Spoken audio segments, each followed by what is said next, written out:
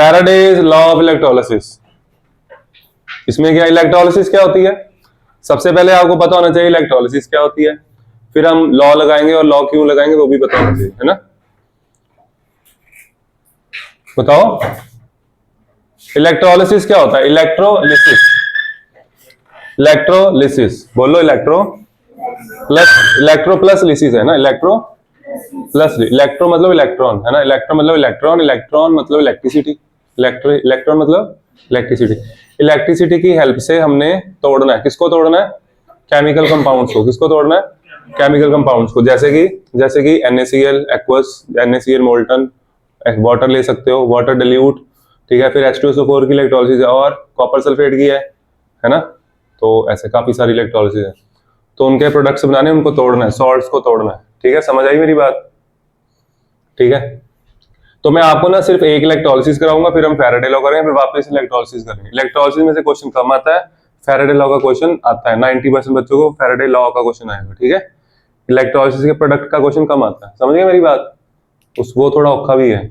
चले समझ लें, इलेक्ट्रोलिसिस करते हैं सिंपल सी। मान लो हमने NaCl की इलेक्ट्रोलिसिस करनी है, मतलब कि करंट पास करके NaCl को तोड़ना है ना।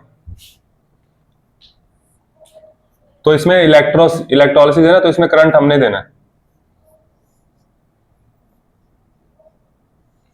करंट हमने दिया, इसमें हमने रखा मोल्टन NaCl को मेल्ट किया हुआ, मोल्टेड है, ठीक है। तो मेल्टेड है ये, तो Na पॉजिटिव Cl नेगेटिव आ गया हमारे पास। अब पॉजिटिव चार्ज किधर जाएगा, नेगेटिव प्लेट की तरफ, और नेगेटिव पॉजिटिव प्लेट की तरफ। और एनोड पे क्या होता है हमेशा, ऑक्सीडेशन। एनोड मतलब ऑक्सीडेशन। एनोड पे चार्ज फिक्स नहीं है, देखो इसमें एनोड पे पॉजिटिव चार्ज है, कौन सा चार्ज है, इलेक्ट्रोकेमिकल सेल में नेगेटिव चार्ज था ना। क्यों, क्योंकि इलेक्ट्रोकेमिकल सेल में ही देखो क्या था, मैं सिर्फ इधर वाला ही बना रहा हूँ। उसमें यहाँ जिंक था, Zn2 पॉजिटिव सोल्यूशन में आया, क्या डिपॉजिट हुआ यहाँ पे, इलेक्ट्रॉन्स। तो इलेक्ट्रोकेमिकल सेल में एनोड पे नेगेटिव चार्ज होता है और इलेक्ट्रोलिसिस में पॉजिटिव। ये समझा जाए तो बहुत अच्छी बात है, इसको याद रख सकते हो वैसे, LOAN, left oxidation, anode negative, ठीक है। ये मेथड बहुत बेकार मेथड है, कंसेप्ट क्लैरिटी होनी चाहिए, ठीक है। ये चीजें याद नहीं रहती होती। एनोड पे होगी ऑक्सीडेशन, ऑक्सीडाइज होगा Cl नेगेटिव, Cl, 2 Cl आएंगे, बन जाएगा Cl2 प्लस 2 इलेक्ट्रॉन्स। ये समझ आई रिएक्शन, ठीक है। इसको भी अगर डिटेल में समझना ना, ये ऐसे होती है, देखो Cl नेगेटिव पहले एक Cl बनाता है, एक इलेक्ट्रॉन रिलीज करता है, ठीक है। फिर हमने इसको 2 से मल्टीप्लाई किया, 2 Cl आपस में जोड़ते हुए क्या बन जाता है, Cl2। ये 2 Cl कैंसिल, आ गया 2 Cl2 gives, sorry 2 Cl negative gives Cl2 plus 2 electrons. वो इक्वेशन ऐसे आती है, ठीक है। इसे बोलते हैं प्राइमरी चेंज, इसकी आपको जरूरत नहीं है। आगे समझ, अब देखो आगे। तो इसका मतलब ये हुआ, अगर मोल्टन NaCl की इलेक्ट्रोलिसिस करोगे तो एनोड पे क्या बनेगा, Cl2। एनोड पे क्या बनेगा, अब आते हैं कैथोड पे। कैथोड पे कौन है, Na पॉजिटिव। कौन है, Na पॉजिटिव भी 2 करने पड़ेंगे, क्योंकि हमारे पास 2 इलेक्ट्रॉन है। ये इलेक्ट्रॉन लेंगे 2, तो क्या बन जाएगा, सोडियम। क्या बन गया, 2 मोल, है ना। पूरी इक्वेशन को ऐड, दोनों इक्वेशन को ऐड कर दो। NaCl सॉलिड है, ठीक है। और अगर इसकी इलेक्ट्रोलिसिस करते हो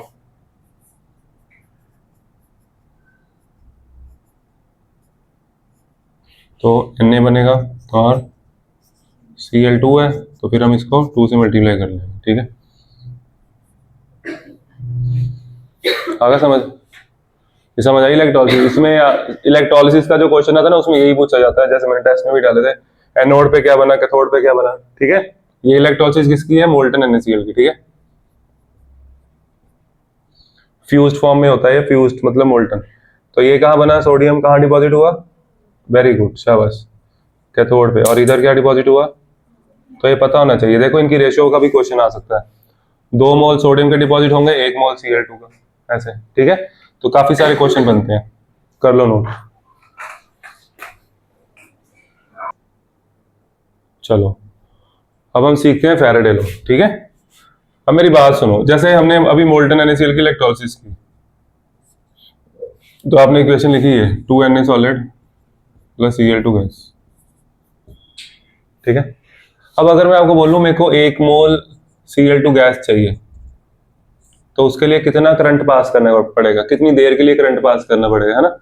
ऐसे वो कैसे निकलेगा, वो फैराडे लॉ से निकलेगा। फैराडे क्या कहता है, अगर मैं करंट ज्यादा देर के लिए पास करूंगा तो मास ज्यादा डिपॉजिट होगा कम।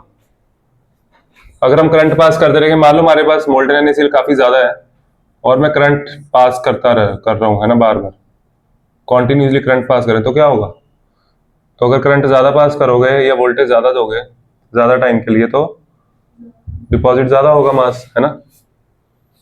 तो इसका मतलब mass of the substance deposited is directly proportional to charge, mass equal to ZQ।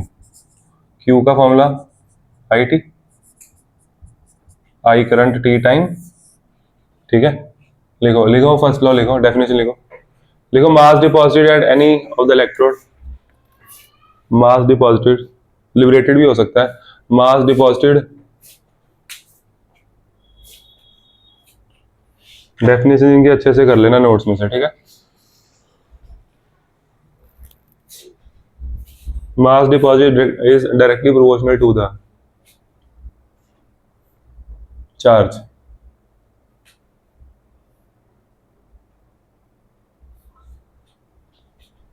Charge flowing through the circuit, पूरा भी कर लिख सकते हो, ये लिख लो बच्चे।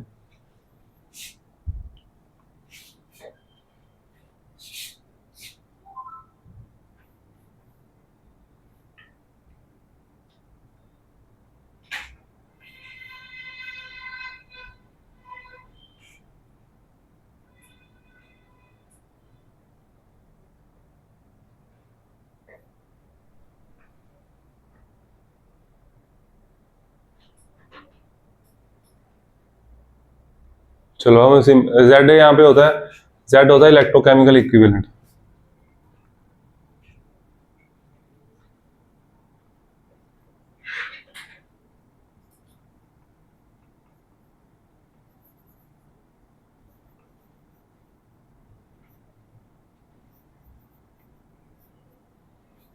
हम करेंगे इसके 2-3 सिंपल क्वेश्चन, इसके मैं NCERT का कुछ सारे क्वेश्चन करा दूंगा, ठीक है। देखो जैसे क्वेश्चन है ये, हम कॉपर सोडियम ले लेते हैं, चलो देखो पहले समझो इसको, अभी क्वेश्चन नहीं, अभी समझो टॉपिक समझो आप। ये तो समझ आ गया करंट कैसे करना पास, है ना, कैसे कैलकुलेशन कैसे करनी है। देखो ये कितना, ये एक आयन है, क्या है, 1 आयन। कितने आयन है ये, एक आयन को डिपॉजिट करवाने के लिए कितने इलेक्ट्रॉन चाहिए, 1 इलेक्ट्रॉन। कितने इलेक्ट्रॉन चाहिए, और एक एटम बन जाएगा, क्या बन जाएगा। इस पूरी इक्वेशन को एवोगैड्रो से मल्टीप्लाई किया तो एवोगैड्रो आयंस, एवोगैड्रो इलेक्ट्रॉन्स और एवोगैड्रो एटॉम्स, एवोगैड्रो एटम मतलब 1 मोल, सही है। अब अगर आपको 1 मोल सोडियम का डिपॉजिट करवाना है, आपको इतना चार्ज पास करना पड़ेगा, है ना, और इस चार्ज की वैल्यू हम निकाल सकते हैं, 10⁻23 चार्ज ऑन इलेक्ट्रॉन, कितना 1.10 कूलम, एक इलेक्ट्रॉन पे चार्ज आ गया, ये आ जाएगा 473 आता है ये, ठीक है, एग्जैक्ट 473 आता है, उसको राउंड ऑफ करके लिखा जाता है, ठीक है, इतना लिया जाता है। तो ये क्या आ गया, इसको मैं बोल सकता हूँ 1 charge on 1 mole of electrons, है ना, इसी को बोलते हैं 1 Faraday. 1 Faraday means charge on 1 mole of electrons. तो इसका मतलब अगर आपको 1 मोल डिपॉजिट करवाना है तो आपको 1 फैराडे इलेक्ट्रिसिटी चाहिए, आ गया समझ, सिंपल कंसेप्ट। फिर अगर आपको जैसे कॉपर है, एक कॉपर डिपॉजिट करवाने के लिए 2 इलेक्ट्रॉन, 1 मोल डिपॉजिट करवाने के 2 moles of electrons, 2 moles of electron मतलब 2 फैराडे इलेक्ट्रिसिटी, ये समझ आया। सिमिलरली एल्यूमिनियम है, 3 पॉजिटिव 3 इलेक्ट्रॉन्स एल्यूमिनियम, तो 1 मोल डिपॉजिट करवाने के लिए 3 फैराडे इलेक्ट्रिसिटी, यानी कि 3 × N इलेक्ट्रॉन्स, यही है, ठीक है, कर लो नोट।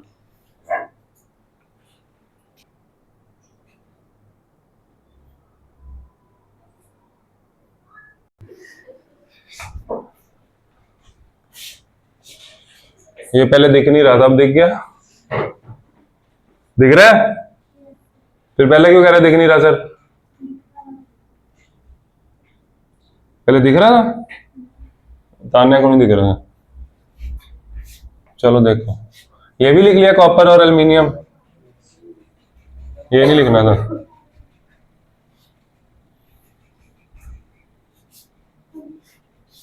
कौन है ये आवाज किसी की आ रही? चेयर की आवाज आ रही है? कौन है? क्यों हिल गया है? स्क्रू टाइट कर अपने, ठीक है? बैठा बैठा हिल ही जा रहा है। इधर देखो,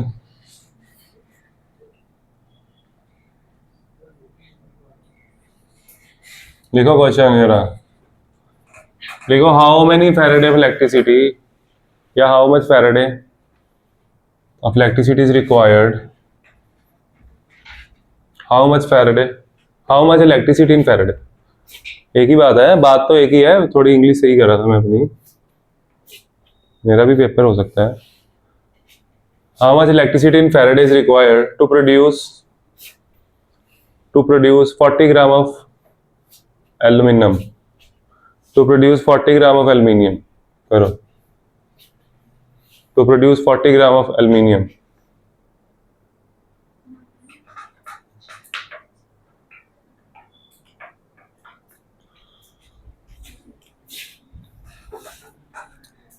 It is clear from the equation that 3 Faraday of electricity is required to produce 1 mole and 1 mole corresponds to 27 ग्राम, ठीक है? और हमारे पास वेट गिवन है 40 ग्राम, 27 ग्राम अगर बनाना एल्यूमिनियम तो चाहिए 3 फैराडे, अगर 40 ग्राम बनाना है तो इंटू 40, कितना है आंसर? 4.4 फैराडे। अगर इस क्वेश्चन में आपको वो कहता टाइम निकाल लो या करंट निकाल लो, है ना, फिर ये चार्ज है, ये क्या है? इस क्वेश्चन को हम आगे ले जाते हैं, Q equal to IT, charge 4 faraday है, तो फिर उस केस में आप 96500 वैल्यू पुट कर देते हैं। मान लो को करंट गिवन है लेट से 1 एम्पियर, ठीक है? इजी कर लेते हैं क्वेश्चन, इजी करने तो 4.4 ले लेते हैं ना, मजा आएगा।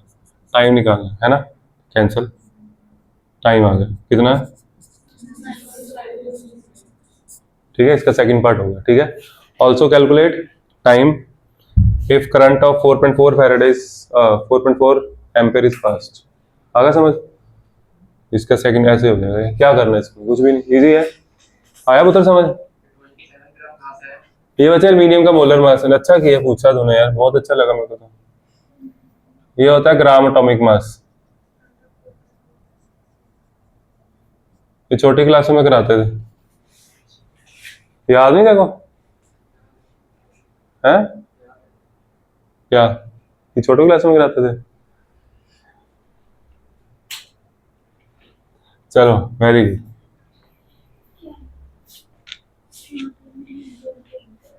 क्या हुआ? करंट लग गया? रब कर दूं ये? करंट लगा ना, फिर रब कर दूं? कल नहीं आना फिर आपने डिसाइडेड? चलो परसों भी मत आना, ठीक है? क्यों आना पड़ना, क्या करना पड़ गया? पढ़ के भी क्या कर लिया? कुछ हुआ अब तक? वही कहा घर में बैठो। आगे अब क्वेश्चन एनसीईआरटी के थोड़े है किसी के पास बुक? मैं थोड़ा एक और क्वेश्चन कराता हूँ, थोड़ा एक और क्वेश्चन थोड़ा सा अलग सा। अब ना आपको एक और चीज समझनी है इलेक्ट्रोलिसिस में, ये आपको सीधे सीधे तो क्वेश्चन करने आ गए, Na पॉजिटिव ये बना दिया है ना, Mg आ गया, ये अलग, ये पता लग गया। अब अगर गैसेस वाले क्वेश्चन में बच्चा फंसता है, ठीक है? फॉर एग्जांपल आपको क्वेश्चन आ गया ड्यूरिंग, लिखो क्वेश्चन, लिखो ड्यूरिंग इलेक्ट्रोलिसिस ऑफ वाटर। मान लो अगर इलेक्ट्रोलिसिस नहीं भी आती अब तब भी क्वेश्चन कर पाओगे, मानना क्या है? मानने वाला है ही नहीं कुछ। लिखो during electrolysis of water, current of 2 ampere is passed for 10 minutes.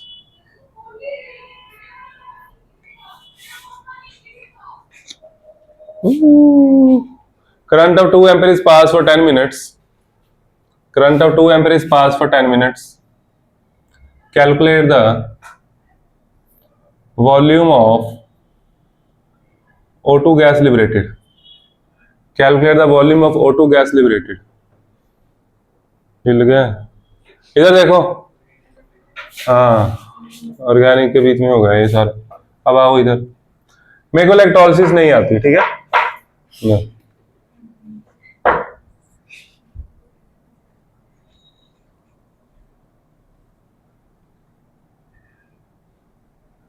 देखो जो H2O होता है उसमें ऑक्सीजन की ऑक्सीजन स्टेट है -2, क्या है? निकाल देख ले बेटा, फिर समझ नहीं आएगा। इसको अगर हम तोड़े 2H2O, वाटर की अगर इलेक्ट्रोलिसिस करो तो प्रोडक्ट तो पता होने चाहिए, 2H2 + O2 बनता है, क्या बनता है? ठीक है, ये क्वेश्चन आ गई। फिर आपको क्या करना है, आपको ना बस ये देखना है कि ऑक्सीजन कौन सी ऑक्सीजन स्टेट से कहाँ गया, बस। ठीक है, मैंने आपको इलेक्ट्रोलिसिस नहीं कराई, देखो उसके बिना आप ये क्वेश्चन कर पाओगे। ऑक्सीजन पे चार्ज कितना है? -2। कितना है? -2 से ऑक्सीजन जाएगा 0, कहाँ जाएगा? 0 जाएगा तो 2 इलेक्ट्रॉन रिलीज करेगा, सही है। एक वो कहता है O2, गैस कौन सी होती है? Oxygen, dioxygen. O2 होता है, क्या होता है? तो यहाँ लगाओ 2, यहाँ लगाओ 2 और यहाँ 4, और यहाँ 2O नहीं लिखते, क्या लिखते हैं? बस। तो इसका मतलब अगर 1 मोल आपको O2 चाहिए तो आपको 4 फैराड इलेक्ट्रिसिटी चाहिए, और 1 मोल O2 अगर कुछ ना गिवन हो तो लेते हैं STP कंडीशंस। 1 मोल O2 का वॉल्यूम कितना? गैस है ना, 22.4 litre. 22.4 litre corresponds to 4 faraday. तो बस क्यू ये गिवन है हमें, QIT। टाइम को सेकंड में कर लेना है, 10 × 60 कितना है ये? 1200 कूलम। इधर करता हूँ तो दिखता नहीं, इधर देख लो एक बार। तो 4 फैराडे से कितना कितना, और 4 फैराडे से इतना, कितने वॉल्यूम, और हमें कितना है हमारे पास चार्ज? 1200। अब इसको F को आपको यूज करना है, ठीक है। यहाँ 4 फैराडे, यहाँ क्या आ गया? इंटू, ये कैंसल 3। आप अगर चाहो, देखो फैराडे के जितने भी क्वेश्चन है ना, अगर सॉल्व पूरे करने हो तो नीचे 965 आएगा ही आएगा, आएगा ही आएगा। 1.965 की वैल्यू याद कर लो, ठीक है। अगर वो वैल्यू मेरे को पता होती मैं अब तक आंसर लिख चुका होता। 22.4 × 3 कितना होता है? 67.2। कितना होता है? 67.2। नीचे बचा 965, नीचे क्या बचा? थोड़ा सा ट्राई करें, कैलकुलेटर यूज करते हैं, ऐसे ही करते हैं। 1.965 कितना होता है? इस नंबर को इससे बड़ा बनाना, तुम्हें कैलकुलेशन बताया हो, न्यूमरेटर को बड़ा कर लो। ये देखो, इसको 1000 बना लो, क्या बना लो? यहाँ लिखो 10⁻3 लिख लिया, ये कैंसिल हुआ, 1 आया यहाँ पे, पीछे क्या बचा? 35, क्या बचा? 350। 9 3 जा 27, 3 पे जाएगा, 4 पे नहीं जाएगा, क्योंकि 9 4 से कितना होता है? 36। ये नंबर बड़ा हो जाएगा ना, ठीक है। ये जाएगा 3 पे, कितने पे? तो 1.3 है। 965 × 3 करो, कितना आया? 27। 130 करना, 965 × 3 जल्दी, कितना आया? 2895। ये माइनस कर दो फिर, 700, 605, कितना आ गया? 605। पीछे एक और 0 है, अब क्या आएगा? अब 9 तो अब भी नहीं आएगा, 8 आएगा। अब आप कैलकुलेटर पे इसको चेक कर सकते हो, ये जो वैल्यू पता क्या आएगी? 1.965 कितना आएगा? 0.0138 1 2, एक और 0 आएगी, 2 0 आई है ना, 0.00 1036 आया। दोबारा कर, देखो आंसर तो नहीं बता रहे, 1.965 बता रहे हो ना। एक बार, हाँ जी उठा लो, दोबारा कर लेते हैं। 1.965 था, ये क्या गलत कर दिया? एक 0 नहीं लगाई ना, ठीक है, एक 0 आ रही थी, ठीक है। ओके, इधर देखो, यहाँ पे 1000 किया, 10⁻³ किया, यहाँ लगाया 1, क्या लगाया? पीछे बचा 35, है ना। 350 की एक 0 लिख तो चुका था मैंने 3500 बना दिया था इसको, याद है? तो वो 0 आएगी, है ना। अब आ गया 0, अब एक और 0 आएगी ऐसे, अब आएगा यहाँ पे 3, अब क्या आएगा 3, अब वो नंबर जो बोला था वो बोला, कितना बोला था, नहीं नहीं 2 समथिंग था, 965 इंटू 3 28, हाँ अब बचा पीछे 605, अब 605 बचा, अब आएगा यहाँ पे 8 आएगा, अब ये आया ना, दोबारा चेक करना है, 9 6 जा, अच्छा 6 आएगा, सॉरी 9 5 जा 45 होता है, 6 जा होता है ना 54, ठीक है, तो 6 आएगा, 7 करेंगे तो ज्यादा हो जाएगा ना नंबर, 7 करेंगे तो नंबर इससे ज्यादा हो जाएगा, 963 होता है, ठीक है, तो ये आ गया 0.001036, मतलब कि इस नंबर को आप ऐसे करके याद रखो जैसे मैंने लिखा है, 1.036 10⁻³ अगर याद रख पाओ तो, जब आप इसके 10 क्वेश्चन कर लोगे बार बार ये आना ही आना, लिखते जाओगे याद हो जाना, ठीक है, ओके। अगर ये नंबर पता हो तो फिर सिर्फ इसको मल्टीप्लाई करना, ठीक है, 965 तुम्हारे पास आ गया 67.2 इंटू 1.036, ये तो मल्टीप्लाई करना ही पड़ेगा, इंटू 10⁻³ करना मल्टीप्लाई,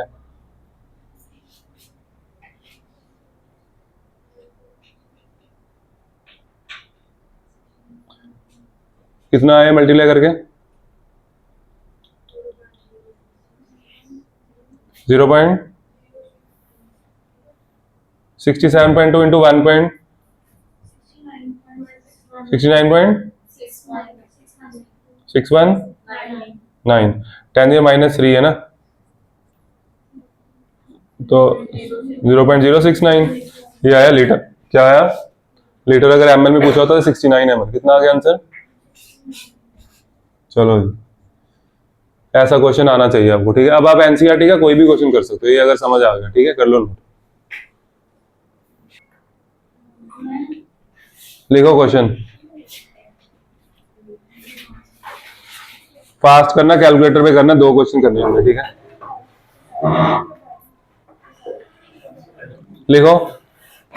लिखो सोल्यूशन ऑफ निकल nitrate, a solution of nickel nitrate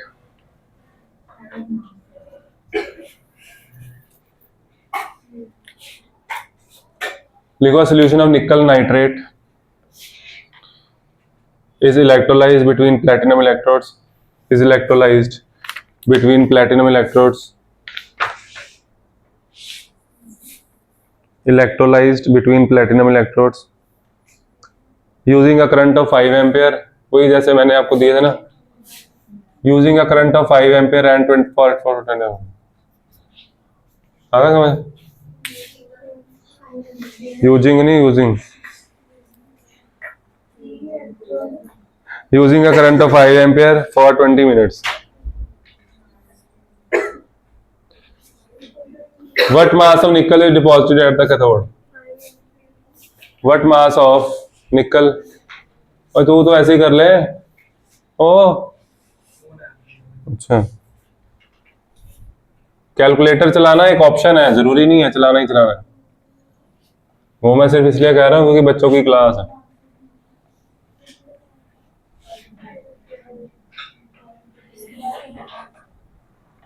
calculate the mass of निकल डिपॉजिटेड, निकल का मास कितना होता है, आयरन कोबाल्ट निकल,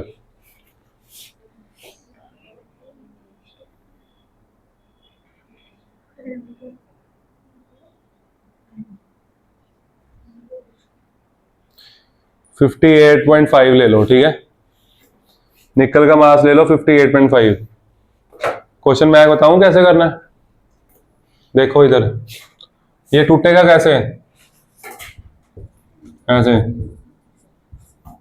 टूट गया ये, सुनो इसमें खास क्या था, कुछ भी नहीं खास इस क्वेश्चन में, बस ये पता होना चाहिए निकल की ऑक्सीजन स्टेट क्या है, +2 बन गया निकल, तो 2 फैराडे से कितना बन रहा है 58.5, कितना,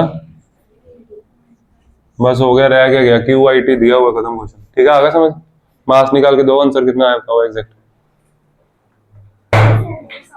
कितना आया आंसर बोलना बच्चे इसका, 1.81 ग्राम, ठीक है जी, चलो जी आगे को next question,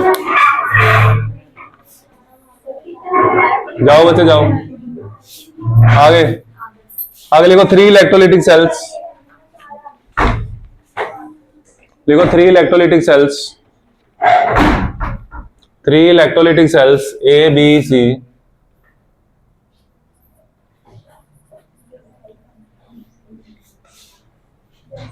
three electrolytic cells A, B, C containing solutions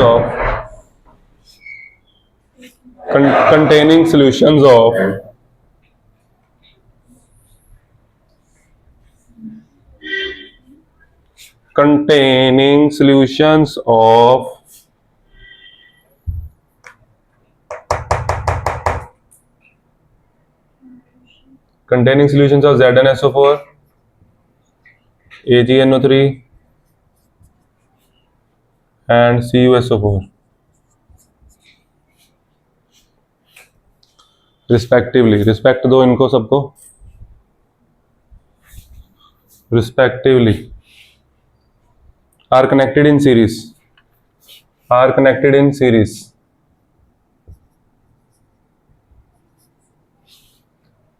are connected in series. आगे लिखो a steady current of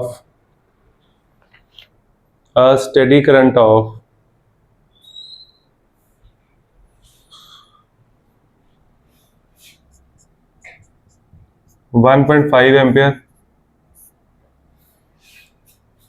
a steady current of 1.5 ampere was passed through them until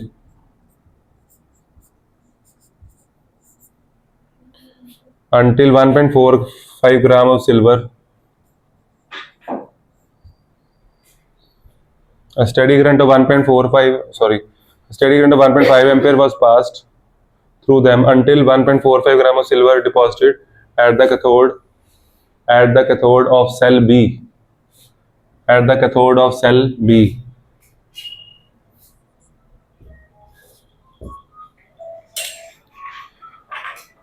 आगे लिखो how long did the current flow, लिखो first part how long did the current flow, second part what mass of copper and zinc were deposited, what mass of copper and zinc were deposited। देखो बच्चे question क्या था पहले समझे एक बार दोबारा। Question था वो कहता ZnSO4 AgNO3 CuSO4 सीरीज में, ठीक है। तो मतलब कि ऐसे हैं, एक बीकर दूसरा तीसरा और ये तीनों सीरीज में, मतलब इनमें तीनों में चार्ज सेम पास हो रहा होगा। सही होता है सीरीज में, सीरीज में क्या होता है करंट सेम रहता है, ठीक है। तो चार्ज सेम है, क्यू हमारा सेम होगा, लेकिन क्यू हमें गिवन नहीं है, कोई बात नहीं। आपको क्या गिवन है, एक करंट गिवन है और एक सिल्वर गिवन है, ठीक है। दो चीजें गिवन है, एक आ जाएगी, तीन चीजें होती हैं। तो सिल्वर कौन सी स्टेट में है, +1 में, +1 से कहां गया Ag। तो इसका 1 फैरेड इलेक्ट्रिसिटी से कितना बनता है ये, अभी लिखो मत, रुक जाओ 108 ग्राम 1 मोल, ठीक है। उसने मेरे को वेट दिया हुआ है, उसने कितना बोला 108 बच्चे। अगर आपने डिपॉजिट करवाना है सिल्वर तो आपको चाहिए 1 फैरेड इलेक्ट्रिसिटी, और इसका डिपॉजिट कितना हुआ 1.45 है ना। तो इससे क्या आया, पुट कर दो 96500 डिवाइड बाय 108 इंटू 1.45, कितना चार्ज आया 1295.6 कूलम, ये चार्ज आ गया। समझ आया, इसमें क्या था, कुछ भी नहीं था। अब सुनो आगे second step, Q equals to IT, Q कितना 1295.6, ओके। नीचे क्या आ गया, करंट कितना है 1.5 इक्वल टू टाइम, कितना आया टाइम 860.7, ये आया सेकंड्स में। ये क्वेश्चन टेस्ट में भी था, ठीक है, ये क्वेश्चन भी तो टेस्ट में था पहले। 860.3 ये टाइम आ गया। अब आपके पास देखो क्या क्या आ चुका है, इसमें कितना पास होगा चार्ज सेम, इसमें कितना चार्ज पास होगा सेम, इसमें कितना चार्ज पास होगा सेम। इतना पार्ट रब कर दूं, ये तो सबने कर लिया था, इसने करना तो नहीं है, कर दूं रब, कर लोगे, देखो कर लो एक बार, लिख लो। अभी तक तुमने जो क्वेश्चन किया ना उसमें हमने क्या क्या निकाल लिया, हमारे पास टाइम आ गया 863.7 सेकंड्स, और हमारे पास क्यू भी आ चुका, कितना था 1295 है ना, पॉइंट कूलम, ठीक है। इतना ही चार्ज इसमें पास होगा, इतना ही चार्ज इसमें पास होगा, ऐसे ही है, ठीक है। अब जैसे तुम लोगों ने क्वेश्चन किया अगर किसी ने, तो वो थोड़ा सा लेंथी मेथड है, ठीक है, बट मैं पहले वैसे ही करा रहा हूँ, बुक में तो वही किया हुआ। सुनो, तो ये पहले जिंक के लिए कर रहा हूँ। तुम लोगों ने ऐसे किया होगा, Zn2 positive, 2 electron give Zn, 2 Faraday से कितना 65 ग्राम, कितना एंड उसमें देख लेना आपको जब क्वेश्चन आएगा पेपर में 65 दिया, 65.5 दिया, ठीक है, इसका अलग अलग मोलर मास दिया होता है, क्लियर, वैसे 65.5 होता है। सुनो, हम 65 के साथ कर रहे हैं, तो 2 फैराडे से कितना बनता है, इतना, और कितना हमारे पास चार्ज 1295.6, 65 2 इंटू 96500 इंटू 1295.6, जैसे वो मैंने बोला था 1 अपॉन, ये याद कर लो, है ना, कितना था 1.038 10⁻³ वो तुम्हारी मर्जी, यूज करना कर लो, ठीक है। आंसर कितना है बोलो, 0.436, खत्म। अगला पार्ट देखो, सी पार्ट सेम है, कॉपर 2 पॉजिटिव ही है, कॉपर 2 पॉजिटिव प्लस 2 इलेक्ट्रॉन्स क्या बन गया, कॉपर। ये कितना में वेट इसका बोलो, इधर इधर कितने फैराड है, अपने पास कितना चार्ज है 1295.6, तो क्या आ गया 63.5। देखो ये सेम सा क्वेश्चन है, बिल्कुल सेम है ना, ये तुम्हारी खुद के, आपने अब देखो स्पीड बढ़ी ना इसमें, तो ये प्रैक्टिस के साथ ये होता है। 96500 इंटू 1295.6, आंसर क्या है 0. उसके आसपास ही आएगा, क्योंकि दोनों का मोलर मास काफी हद तक सेम ही है। अब मैं आपको एक और शॉर्टकट मेथड बताऊं, देखो इसको करने में कितना टाइम लगा होगा, है ना, टाइम लगा होगा, इसमें कैलकुलेशन है सारी, मोलर मास चेंज हो गया, बाकी ये तो चलो सेम है, बट मोलर मास तो चेंज हो गया ना, ठीक है, तो फर्क पड़ेगा, टाइम लगेगा इसमें।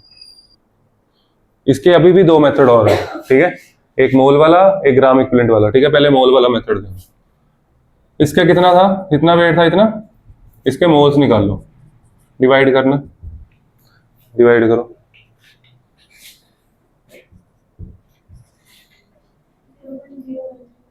1 3, एक और डेसिमल बता दो, 4, इसके इतने मोल्स बने, सही है। जितने मोल, देखो जिंक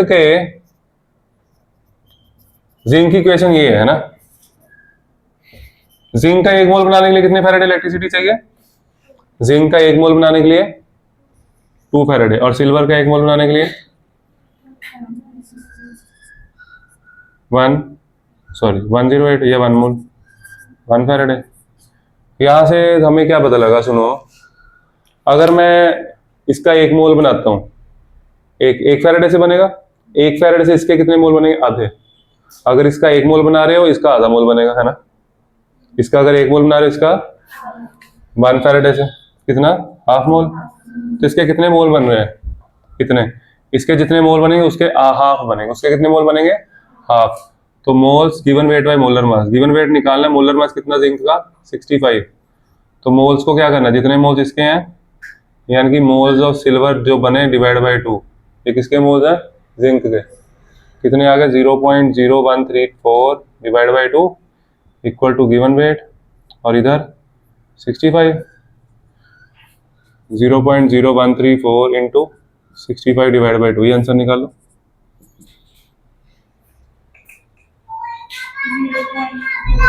0.4355, यही आंसर था, ठीक है। सेम चीज इधर करनी है, सेम चीज इधर करनी, इधर भी सेम ऐसी मोल्स उतनी है 0.0, उधर भी 2 ही है ना। अब आप एक और चीज कर सकते हो, अगर मैंने इसके moles,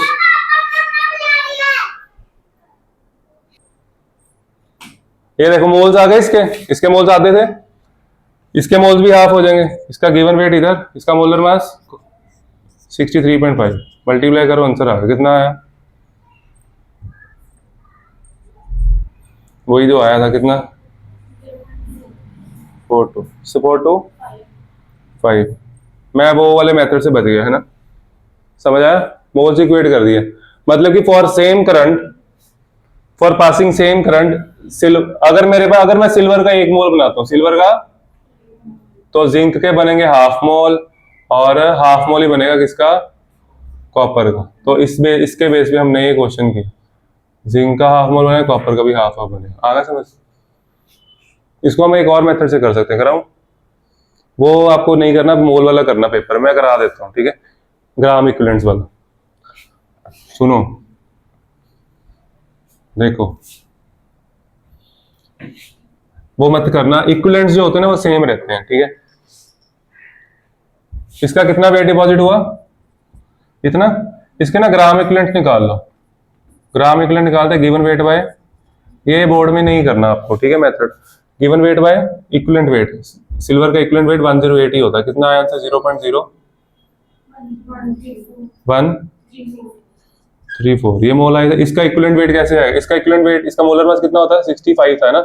equivalent weight divide by equivalent weight होता है मोलर मास बाय 2, ठीक है। तो कितना है इक्विवेलेंट वेट, 32.5 ग्राम, ठीक है। तो इसके इक्विवेलेंट्स कितने आए, इसके इक्विवेलेंट्स और इसके इक्विवेलेंट सेम है, दोनों के इक्विवेलेंट्स क्या है,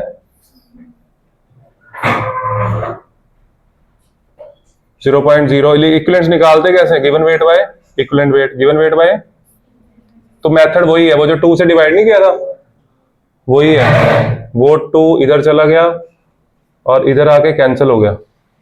यहाँ पे 65 था ना, ऐसे नहीं था पहले, याद करो, ऐसे था ना, कोई फर्क नहीं है, सब सेम है। ये 2 इसके साथ कैंसिल हो गया, यहाँ आ गया, हाँ, वही चीज है, सेम चीज है, इसलिए आप इक्विवेलेंट्स रहने दो चाहे, ठीक है। आगे समझ, इक्विवेलेंट्स वाला कंसेप्ट रहने दो, बाकी आगे समझ, चलो खत्म।